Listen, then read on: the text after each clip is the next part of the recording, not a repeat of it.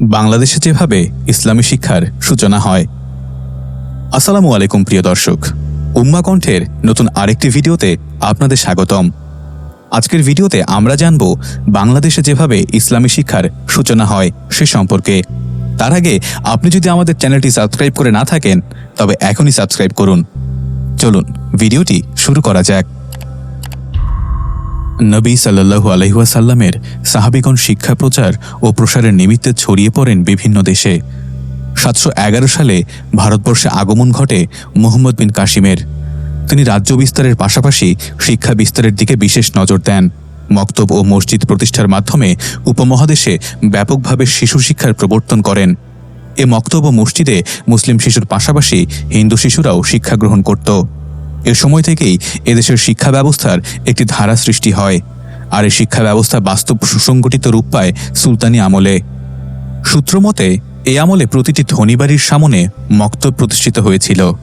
এসব মক্তবে আরবি ও ফার্সি পাঠদানের পাশাপাশি হস্তলিপিও শেখানো হতো। হিন্দু শিশুরাও এসব মক্তবে পড়াশোনা করত। বাংলার শাসকগণ প্রাথমিক শিক্ষার পাশাপাশি মাধ্যমিক শিক্ষার বিষয়েও অত্যন্ত গুরুত্ব দেন। এই উপলক্ষে শাসকগণ প্রচুর লাখেরাজ জমি দান করে দিতেন। নওগাঁর মহিসন্তোষ তকিউদ্দিন আরবি প্রতিষ্ঠিত মাদ্রাসার জন্য বরাদ্দকৃত জমি তার প্রকৃষ্ট উদাহরণ। এ প্রতিষ্ঠানের জন্য দানকৃত জমির পরিমাণ ছিল 2700 একর। রাজশাহী জেলার বাঘাতে মাদ্রাসার জন্য দান করা জমির পরিমাণ ছিল 42টি গ্রাম। এসব মাদ্রাসায় শিক্ষার্থীরা বিনা খরচে লেখাপড়া করতেন।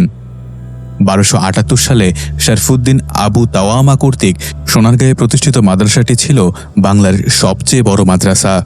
এ সময় মাদ্রাসার পাঠ্যসূচিতে ছিল আরবি, নাহু, সরফ, বালাগাত, মান্তিক, কালাম, তাসাউফ, সাহিত্য, ফিকা, দর্শন ইত্যাদি।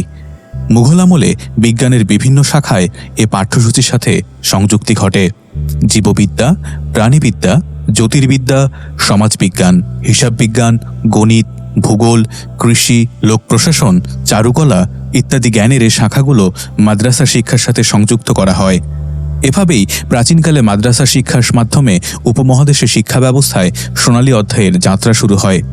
কিন্তু ইংরেজ আমলে পলাশীর প্রান্তরে নবাব সিরাজউদ্দৌলার পরাজয়ের পর দুর্ভাগ্যজনকভাবে মাদ্রাসা শিক্ষার পথ সংকুচিত হতে থাকে। শুরু হয় ইংরেজ শাসন। এ সময় ইংরেজরা মাদ্রাসার নামে বরাদ্দকৃত জমি বাজেয়াপ্ত করতে থাকে। তাদের প্রায় 200 বছরের শাসনামলে 80,000 মাদ্রাসার মধ্যে 78,000 মাদ্রাসা বন্ধ হয়ে যায়। এভাবে উপমহাদেশে শিক্ষা ব্যবস্থার গতি রুদ্ধ হতে থাকে। কিন্তু বাংলার ধর্মপ্রাণ মুসলিমগণ নিজের বাড়িতে, পাড়ায় ও মহল্লায় মক্তব, মাদ্রাসা নির্মাণপূর্বক মাদ্রাসা শিক্ষার ধারা অব্যাহত রাখেন। দেশের ধর্মপ্রাণ জনতা ও আলেম সমাজের ঐকান্তিক প্রচেষ্টার কারণে ইংরেজ শাসকদের ষড়যন্ত্র শতভাগ সফল হয়নি।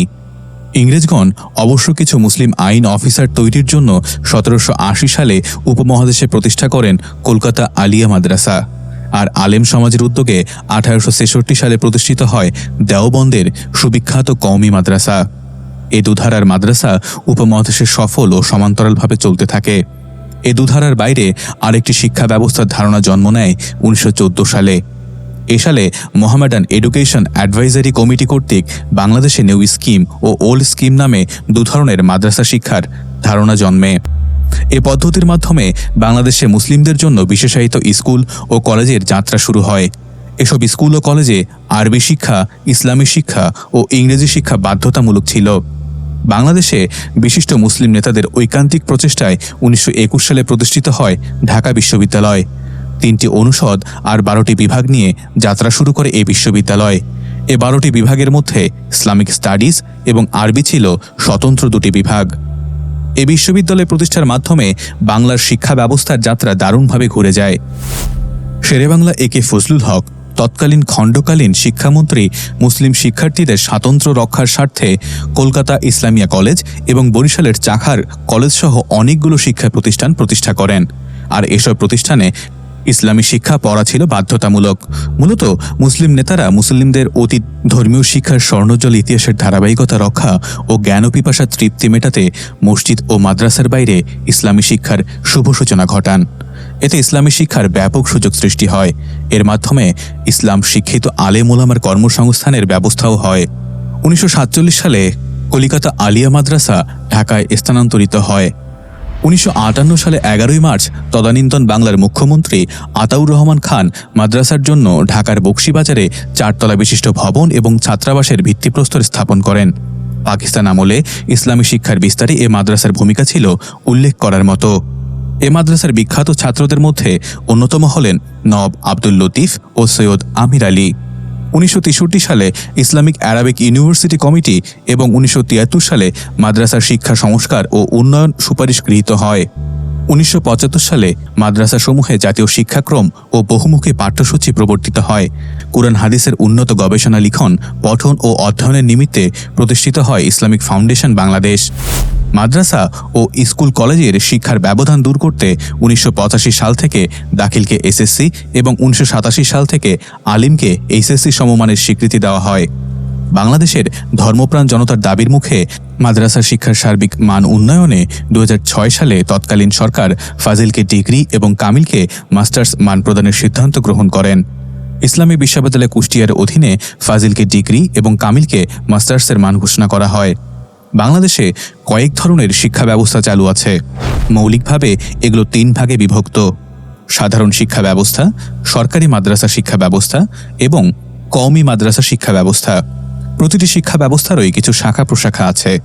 আবার ইতিহাস হতে দেখা যায় মুসলমানদের আগমনের আগে ভারতবর্ষের শিক্ষা প্রধান কেন্দ্র ছিল বৌদ্ধ ভিক্ষুদের প্যাগোডা, ভিক্ষুশালা, মানসাটারি, ব্রাহ্মণদের আশ্রম, মঠ ও টোল। পাশ্চাত্য দেশগুলোতে শিক্ষা প্রতিষ্ঠান ছিল গির্জাকেন্দ্রিক। এখনও তাদের শিক্ষা প্রতিষ্ঠানে পাদ্রীদের যথেষ্ট প্রভাব রয়েছে। যুক্তরাষ্ট্রের ইন্ডিয়ানা স্টেটের নটরডেম বিশ্ববিদ্যালয় সহ বহু ক্যাথলিক ও প্রোটেস্ট্যান্ট বিশ্ববিদ্যালয় অন্য বিশ্ববিদ্যালয়ের সমমর্যাদায় পরিচালিত হয়। ঢাকায় Notre Dame college, Saint Joseph school সহ পাদ্রীদের পরিচালিত স্কুলের পড়ালেখার মান অনেক ভালো। এগুলো খ্রিস্টানদের তত্ত্বাবধানে পরিচালিত হয়। ইসলামের প্রথম যুগে ধর্মীয় শিক্ষা ছিল মসজিদ কেন্দ্রিক। মিশরে আল আজহার বিশ্ববিদ্যালয় ছিল মসজিদ কেন্দ্রিক। উপমহাদেশের প্রথম হাদিস চর্চা কেন্দ্র শাইখ সরফুদ্দিন আবু তাওয়ামা রহমতুল্লাহ আলাইহের স্মৃতিধন্য সোনারগাঁ মাদ্রাসাও ছিল মসজিদ কেন্দ্রিক। মুসলমানরা ভারতবর্ষে আনুষ্ঠানিকভাবে মাদ্রাসা ভিত্তিক শিক্ষা ব্যবস্থা চালু করে। মুসলিম রাজত্বকালে পাক ভারত উপমহাদেশে বহু সংখ্যক মাদ্রাসা স্থাপিত হয়। মাদ্রাসাগুলো পরবর্তী সময়ে মসজিদ থেকে বিচ্ছিন্ন হয়ে স্বতন্ত্র প্রতিষ্ঠান হিসেবে আত্মপ্রকাশ করে। বাংলাদেশের জাতীয় জ্ঞানকোষ বাংলাপিডিয়ার তথ্যমতে বঙ্গদেশে মাদ্রাসার শিক্ষা ব্যবস্থা চালু হয় সুলতানি আমলে। এ সময় বঙ্গদেশে বহু মাদ্রাসা প্রতিষ্ঠিত হয়। এর মধ্যে মহিষন্তোষ মাওলানা তকিউদ্দিন আরাবির মাদ্রাসা প্রাচীনতম। 1248 সালে সুলতান নাসিরউদ্দিন, বদরুদ্দিন ইসাক, মিনহাজউদ্দিন, নিজামুদ্দিন দামিস্কি ও শামসুদ্দিন খাওয়ারিজমি একটি মাদ্রাসা শিক্ষা কারিকুলাম তৈরি করেন, যা 1 শতাব্দীকাল কার্যকর ছিল। শাইখ আবু তাওয়ামা রহমতুল্লাহ আলাইহে 1278 সালে সোনারগাঁয়ে একটি মাদ্রাসা স্থাপন করেন এবং এটি ছিল তৎকালীন বাংলার সর্ববৃহৎ মাদ্রাসা। সুলতান আলাউদ্দিন হোসেন শাহ গৌড় ও মালদহে বহু মাদ্রাসা স্থাপন করেন। সুলতানি আমলে মাদ্রাসার পাঠ্যসূচিতে ছিল আরবি, নাহু, সরফ, বালাগাত, মানকিত, কালাম, তাসাউফ, সাহিত্য, ফিকাহ ও দর্শন। উল্লেখিত আলোচনার দ্বারা এটাই বোঝা যায় যে বাংলাদেশে ইসলামী শিক্ষার ইতিহাস অতি প্রাচীন।